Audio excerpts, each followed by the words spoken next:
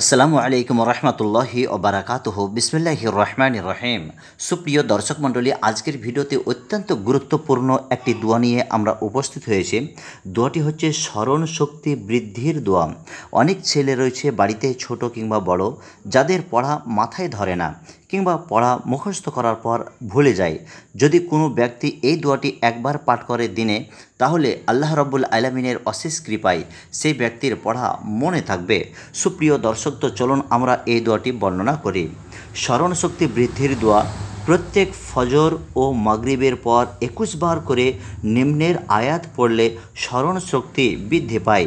যদি কোনো ব্যক্তি, ধরুন আপনার বাড়িতে বাচ্চা ছেলে রয়েছে, পড়া মুখস্থ করতে পারে না, কিংবা আপনার বাড়িতে অনেক মেম্বার রয়েছে যারা এইসব দোয়াগুলি মুখস্থ করার চেষ্টা করে কিন্তু মুখস্থ করতে পারে না, বা মুখস্থ হয় তারপরে কিছুক্ষণ পর ভুলে যায়।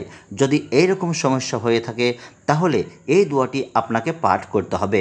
ধরুন একটি বাচ্চা ছেলে নামাজ পড়ে না, কিংবা ফজর ও মাগরিবের নামাজ সম্পর্কে কোনো কিছুই বোঝে না, তো আপনি নামাজ পড়ে এই দোয়াটি 21 বার পাঠ করুন। তারপর তার শরীরে দম বন্ধ করুন কিংবা ফু দেন। ইনশাআল্লাহ আল্লাহ রাব্বুল আলামিনের অশেষ কৃপায় তার মাথার ব্রেন বৃদ্ধি হবে। তো চলুন, এটি পবিত্র কোরআন শরীফের একটি আয়াত, অত্যন্ত গুরুত্ব রাখে এই দোয়াটি। তো এই দোয়াটি আমরা বর্ণনা করি। বিসমিল্লাহির রহমানির রহিম। রব্বিশরাহ লি সদরি ওয়ায়াসসিরলি আমরি ওয়াহলুল উকদাতাম মিন লিসানি ইয়াফকাহু কওলি। রব্বিশরাহ লি সদরি ওয়ায়াসসিরলি আমরি ওয়াহলুল উকদাতাম মিন লিসানি ইয়াফকাহু কওলি।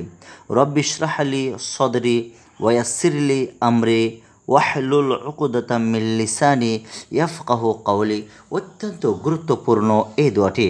এখানে বাংলাতে উচ্চারণ দেখেও সেম এই দোয়াটি বা এই সূরাটি বা এই আয়াতটি আপনি মুখস্থ করে নিতে পারেন। সুপ্রিয় দর্শক, আজকে এই ছোট্ট ভিডিও নিয়ে আমরা উপস্থিত হয়েছিলাম। আপনারা কিঞ্চিত পরিমাণ উপকার যদি হয়ে থাকে আপনাদের, বা উপকৃত হয়ে থাকলে অন্য ভাইদের জন্য শেয়ার করতে কিন্তু আপনি ভুলবেন না। আসসালামু আলাইকুম রহমতুল্লাহি ওয়া বারাকাতুহু।